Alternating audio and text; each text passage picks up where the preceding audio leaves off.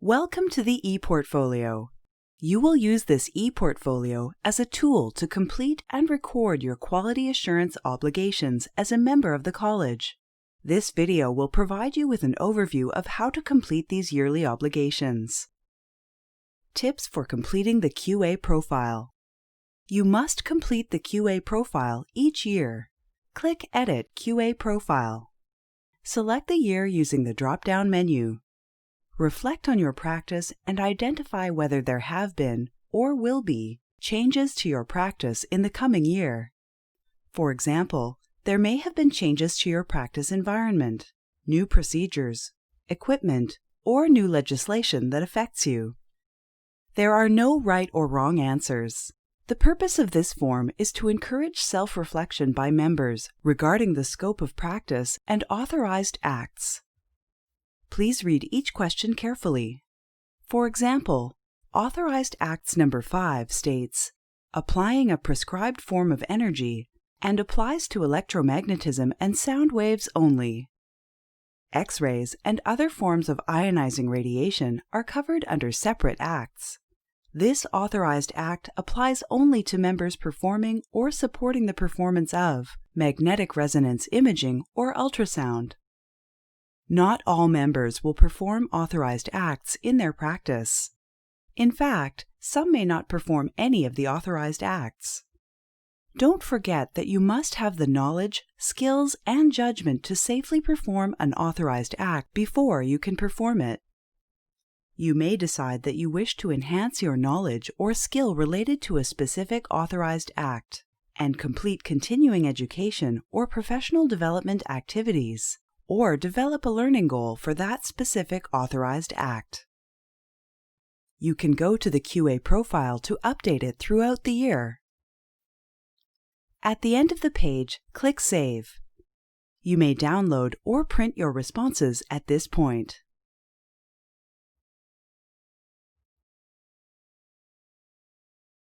Tips for completing the self-assessment. Each year, you must complete the self-assessment. You can go back to it and update it throughout the year. In this area, you must complete a minimum of 2 of the practice standards and the indicators related to that practice standard applicable to your specialty or specialties. There are no right or wrong answers. The purpose of the self-assessment is to encourage self-reflection regarding the standards of practice and to identify areas for continuing education and professional development. Not all members will perform all the practice standards or the related indicators. You may choose 2 practice standards and the related indicators that best reflect your practice or where you'd like to focus your learning activities. You may choose to complete 2 different practice standards for your self-assessment in subsequent years, or you may choose to complete the same 2. On the self-assessment main page, click Edit Self-Assessment. Select the year using the drop-down menu. Select the practice standards you wish to begin with. You are required to complete a minimum of 2, but are welcome to complete more than 2 if you choose. For each practice standard, answer the questions by clicking the appropriate radio buttons pertaining to your specialty or specialties.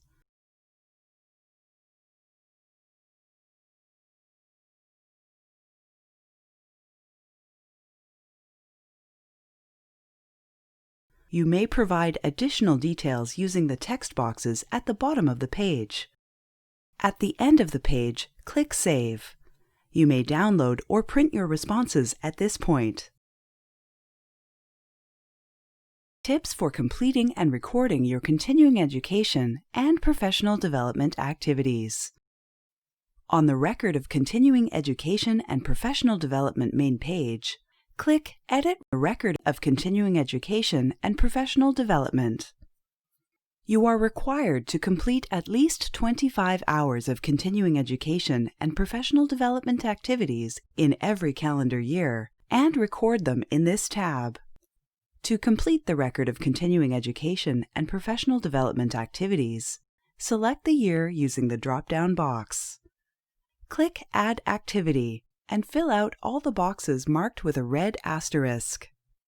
You can also use the Upload Evidence button to add additional supporting documents to your ePortfolio. Make sure that you click the Save Changes button before navigating away. You can print a copy or download a PDF version for your records from this page. You may choose learning activities to address the areas of enhancement identified on your self-assessment. Don't forget that you can only count those learning activities that you have completed in this year. You cannot carry over learning activities from one year to the next. Here's how to fill out the form. The title of activity is the name of the activity. For example, if you read an article, it would be the title of the article. If you attended a webinar or presentation, it would be the title of that presentation or webinar. Specify the activity type by using the drop-down menu to describe how the learning was obtained. For example, a seminar, webinar, professional reading, or course. The presenter/author name must be an actual person's name, such as Mary Smith, MD, and not a generic term such as manager, doctor, or journal. Record the amount of time taken to complete the activity in fractions of hours. For example, 30 minutes would be recorded as 0.5 hours. 15 minutes would be 0.25 hours. Start and end date should cover the range of dates when you did an activity if it was a multi-day course. The dates may be the same if it was a short activity completed within one day. Use the drop-down box to select the learning outcome that best reflects your learning. Enter your reflection in the text box. You must explain what you learned and also explain how that specific learning has helped in your practice. This is one of the criteria that the QA committee uses in its assessment to determine whether a learning activity is acceptable. If your reflection is too vague or simply states mandatory learning or great lecture, this is not enough detail in your reflection. If you are training students or staff, you may only enter the hours that are your learning and not that of the student. For example, this could be the time it takes you to prepare teaching material. If you complete more than 25 hours of continuing education and professional development activities in a year, you can record them here too, so that you have all the information in one location. You don't have to stop recording at 25 hours. This is your ePortfolio and is a great tool to keep records of all your learning activities each year. The Summary tab. The Summary tab opens a record of all your QA activity. You can choose the year you wish to view using the drop-down menu under the title. The summary shows the completion status of the required QA profile, self-assessment, and record of continuing education and professional development, and has links to each of the sections. The links will take you to the correct tab, so you can review and complete your documentation should any section be marked incomplete. Remember that all 3 sections must be completed by December 31st every year.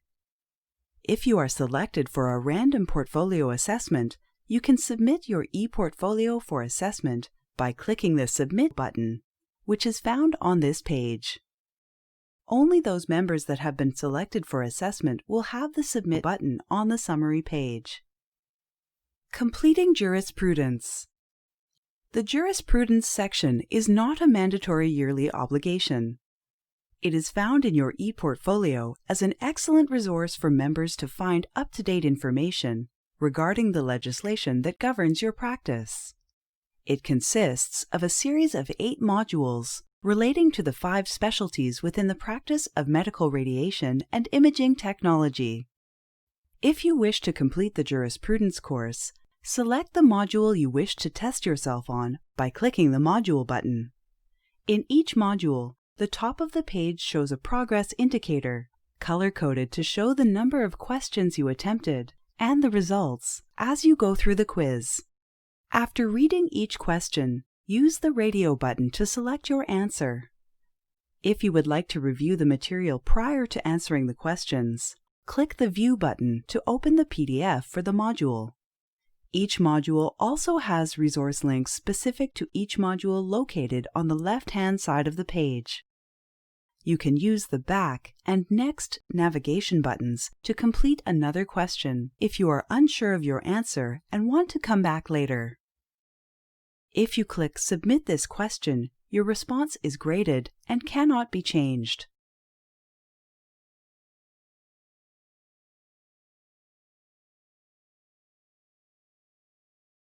You must wait until you complete the quiz before you can retry a question that was answered incorrectly.